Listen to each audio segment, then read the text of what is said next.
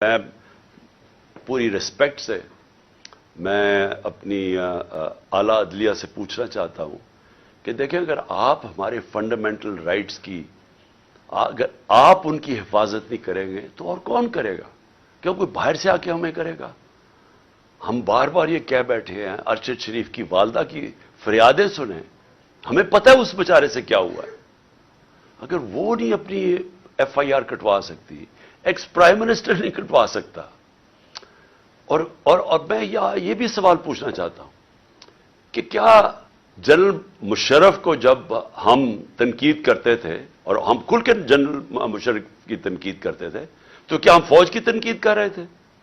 سب کو پتا تھا کہ جنرل مشرف کی ہم تنقید کر رہے ہیں، ہم فوج کی نہیں۔ قوم فوج کو پیار کرتی ہے، کیونکہ قوم کو پتہ ہے کہ ہمیں وہ آزاد رکھنے والی ہماری فوج ہے۔